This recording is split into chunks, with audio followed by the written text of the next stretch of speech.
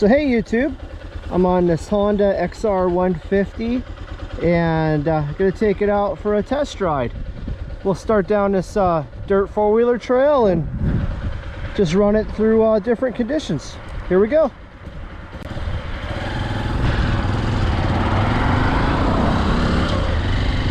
Like you guys, I watched reviews on this motorcycle, and one of the reviews said it was geared really high. It doesn't feel any different to me than a typical dirt bike. I'm up into third gear going down this four-wheeler trail.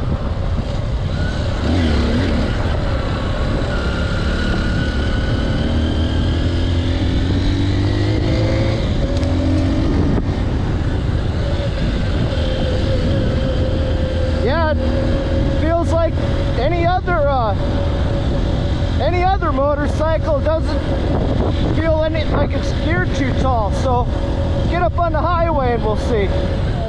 The speedometer on my phone, I'll put it in my pocket, and then I'll go down this road and we'll see how it does for speed. Oh dang, there's a car. Well, I'm gonna go ahead of him. Really slick shifting 5 speed on this.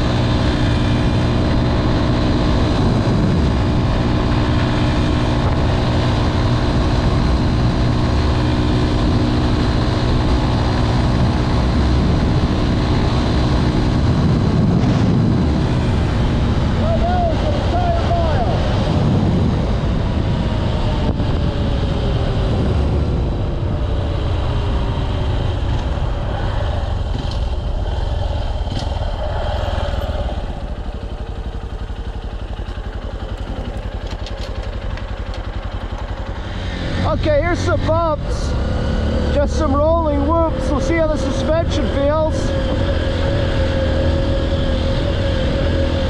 It feels like the fork is a bit softer than the rear suspension, but I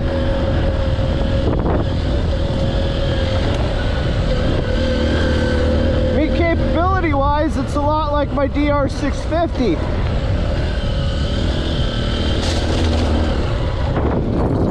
You know, I'm not expecting a motocross bike out of it. I thought I did good, just fine. Let's go over to the other side here. There's some better bumps. One thing I'm immediately noticing is just how smooth the engine is on it.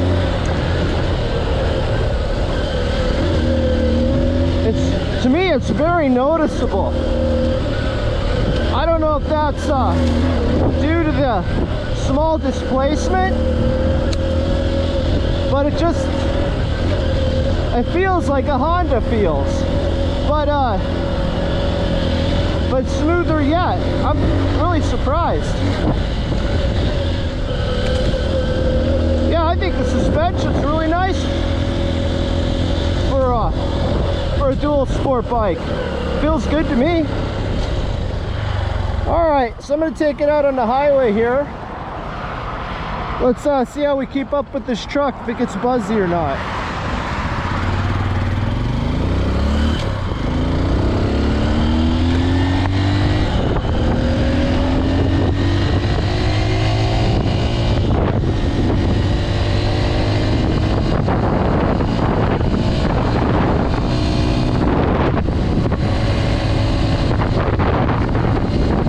Okay, let's take it off-road again, and we're gonna climb some hills and there's some pretty steep ones. So I'm curious how the 150 will do. Let's go see. When you first start off for power, it's not a bike you're gonna stall really easily. So what I'm trying to do in this video is address the concerns that I think anybody who's ridden motorcycles for any length of time would maybe have reservations about. You know, the engine size, I think, is what people are going to be like. Is that enough power for a dual sport bike? A 150cc is not big. And then are you so compromised with gearing for off-road that it's not good for anything? But yeah, it's got plenty of pep there. Okay, here's a good hill coming up. That's second gear. I see people at the top, so this will be good. I can't get a good run at it because I don't want to have these people get nervous. So we're second gear.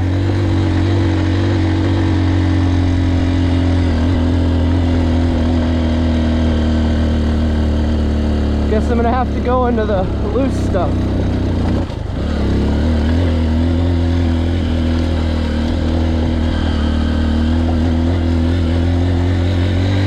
I was a little nervous there with the tire if I'd start spinning, but it was just fine. Yeah, third gear now. It's getting me around just fine. I would have assumed it would struggle a lot more with hills being a 150, but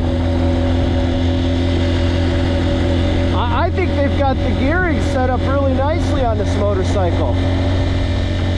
It'll do 55 with me on it, 200 pounds.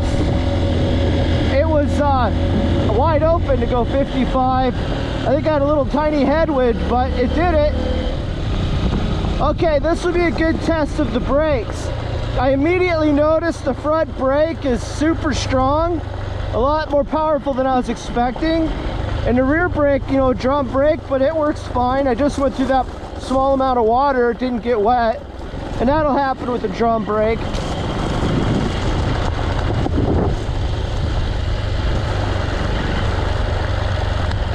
So I'm in third gear, let's downshift to second. And this is a pretty good hill. I mean, there's a tree growing vertically, see that? So this is a steep hill. I've hiked up this before, and it takes some effort. And I certainly can't ride a mountain bike up it. Yeah, the brakes are...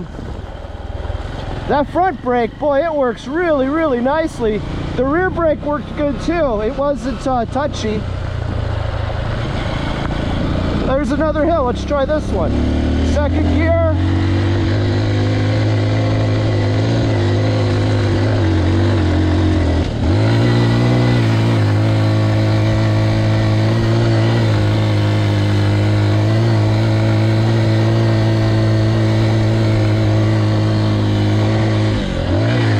Oh, I even had a little but enough power to wheelie. Yeah, this thing does great.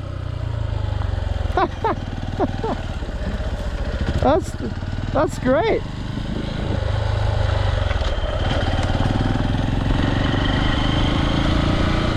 All right, this will be a good test of the brakes again. This stuff is loose. I'm in first gear. I'm gonna creepy crawly it down.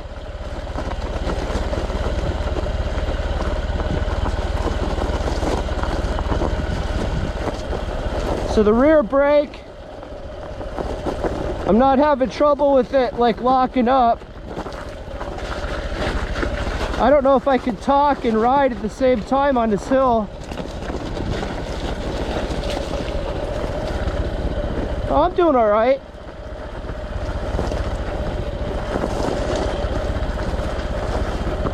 Yeah, they put all this loose gravel on here, and this isn't very good for a motorcycle. Well, I made it. This one's more technical. First gear.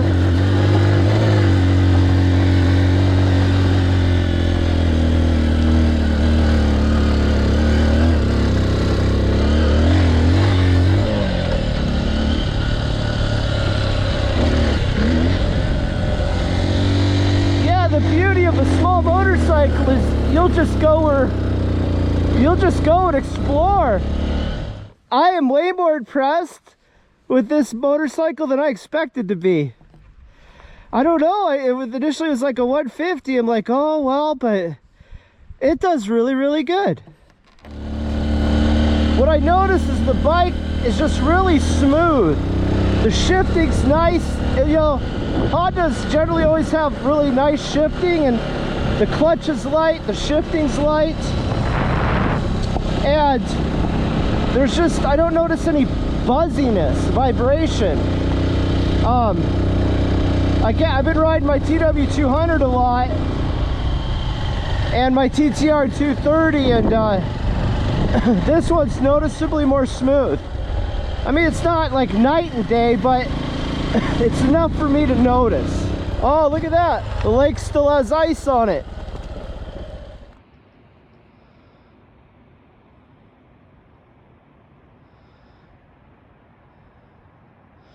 Oh, that's right. I was doing a video about this Honda XR150L. I think this is the most comfortable dual sport seat that I've ever ridden. It's definitely way nicer than the one on my DR650. And I thought my TW200 had a pretty nice seat on it, but that one's really cushy. I haven't noticed feeling trapped inside that saddle part. You know, it's my first ride. Maybe that would creep up some other time, but I don't know. I haven't noticed anything detrimental about the shape. One thing that I noticed right away, and it's probably due to me riding a TW200 as much as I have lately, and my TTR 230, is my foot peg to seat distance is much more comfortable on this Honda. I feel more stretched out with my legs than I do on either of the Yamahas. And like I said, I just want to mention it because it's something I noticed right away. The vibration, I am wondering, because I put steel pegs on my TW200, and these are rubber, pretty thick rubber pad on them. And so I'm wondering if that's why the bike feels as smooth as it does. It's pretty amazing.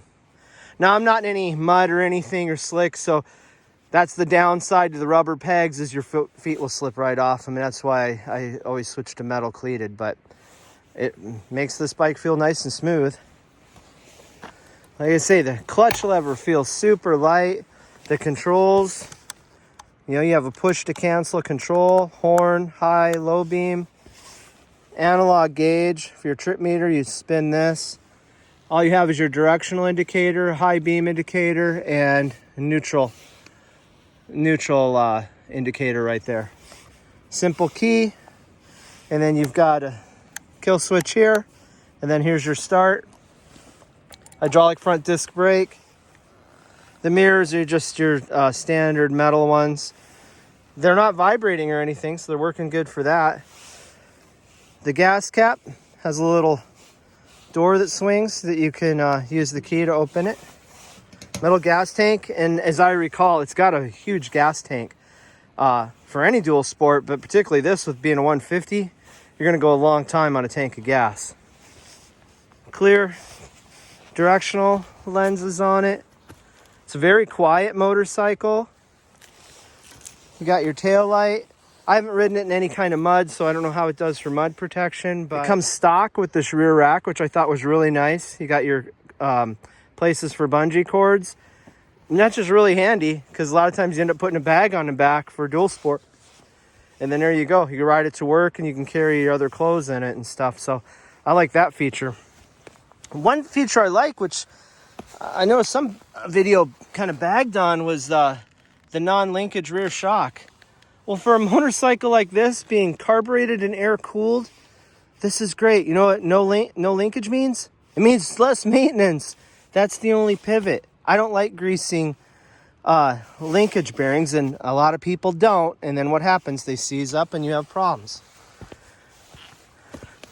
So another thing I really like is how simple.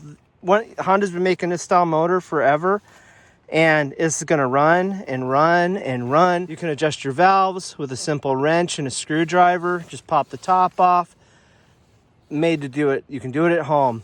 Carburetor, all you gotta do is drain the gas out of the carburetor when you store it. You won't have any problems. And this carburetor is actually heated. So I haven't, it's only my first ride on it, but I haven't heard my daughter. She got it, we brought this thing back in early May, and she wasn't complaining about it running crappy when it was cool out. So seems like it's working. I've got a heated carburetor on my Yamaha VK540 snow machine, and I don't ever get carb ice. It runs great. You got a drum brake, which, you know, it works.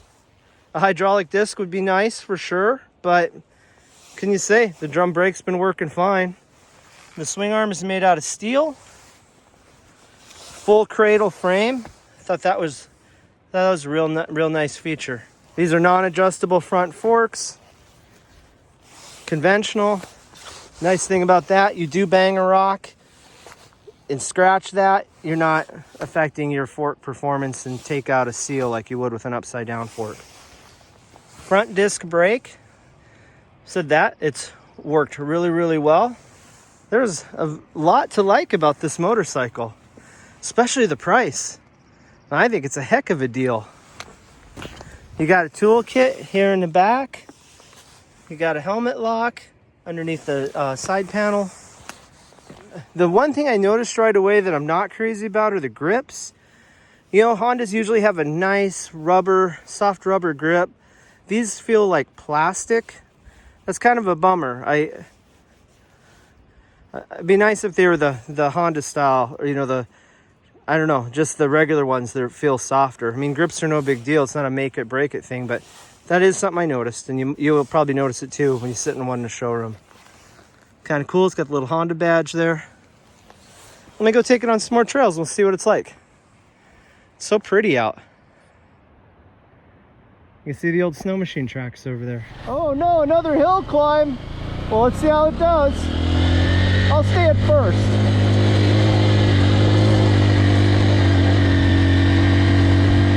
It's got plenty of torque in first gear. That was all throttle right there, no clutch.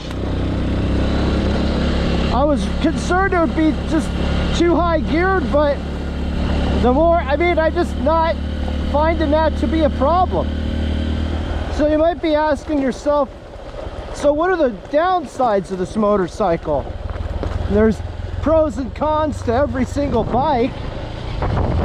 I think this thing excels to get you from the pavement to off-road, to just explore beautiful places on a bike that's nice and easy to handle and capable.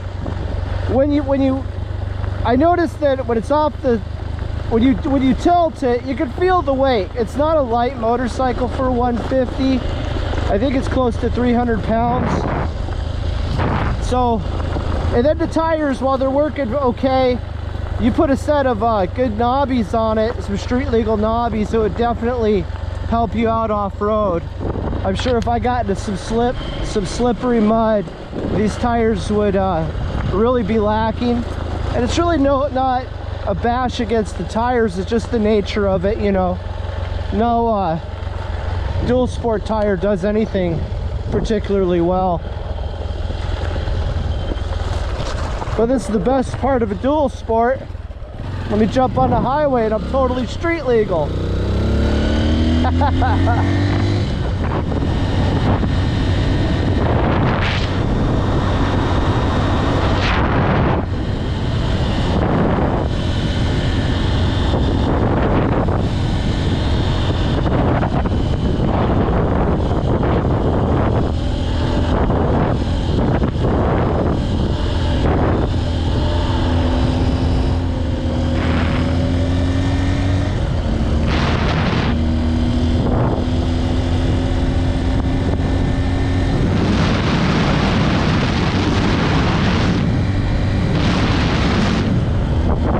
So one thing I've noticed, and I think it has to do with the size of the gas tank, is, you know, it's not a light motorcycle, but when you're off the motorcycle and, like, so let's say you're hung up on something on a trail and it starts to tip, it just has more weight than maybe you would expect for a smaller compact motorcycle.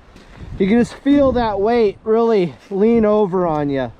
So just something to keep in mind. Wouldn't affect you on the street unless I guess you dumped it over, but off-road, I do notice that. Okay, I just topped it off. It's got 48.2 miles on a trip meter, and it took 0.808 of gas. And you can see, pretty full. So final thoughts. Just coming back, I was way over there and got to ride the highway back. With me and my weight, I'm over 200 pounds, and I had to go wide open with it to go 55 because I had a little bit of a headwind coming off the ocean. Where I didn't have a headwind, it would start creeping up past 55, but I mean, that's kind of what I expected. I don't know if you could gear it, if you geared it up any taller. I think it would be, I think you'd compromise too much off-road. I like the way the gearing is. I think it's perfect, to be honest. My daughter, she's much lighter than I am, and she hasn't complained about not being able to maintain 55. But if you live somewhere where your speed limit's 65, this isn't the ideal bike. But where we live, it works perfect. So just keep that in mind. And I don't think that's a surprise to anybody. It's only a 150. Where I'm really impressed with it is off-road. For a 150, it does really well. I'm amazed by how torquey the motorcycle is. And the low seat height is just a real confidence boosting thing for any rider. I can't say that I noticed the front. It has a 19-inch front tire, and I can't say I noticed that. Been riding motorcycles since the 80s, and it wasn't like, oh my gosh, this little front tire. I didn't notice that. Really be neat once these tires wear out to put some more knobby off-road specific tires on it. And I guess there's a tire you can get that's bigger diameter, or it's thicker, and then I guess that makes it kind of like a 21. Let's say I didn't notice anything, but supposedly that's supposed to be better for off-road. But yeah, these tires work good in the conditions I tested it in today. Yeah, it's nice and quiet. I did read, I think there's some jetting, there's something you can do to kind of uncork it, I guess, and you can get a little more power out of it. I don't plan on doing anything like that. This thing starts every time, and it runs, and it doesn't want to stall. I don't want to mess with it. It's my daughter's, and I want it to start every single time, just like a Honda would. And if I start messing with stuff, maybe I improve it, and maybe I don't, or I make it finicky. The choke, it's a manual choke.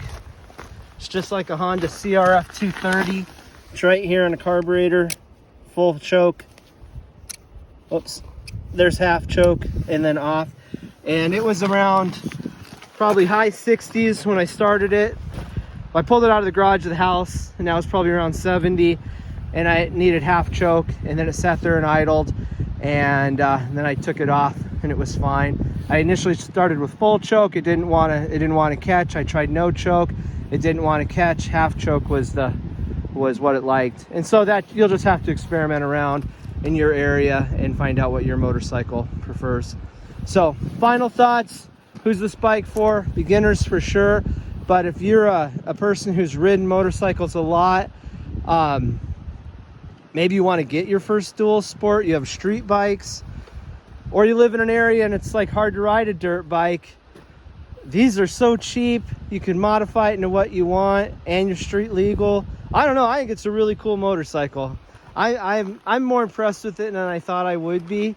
This thing is really quite nice. So, okay, guys, if you have any questions, leave them in the comments below. That's all for now, and thanks for watching.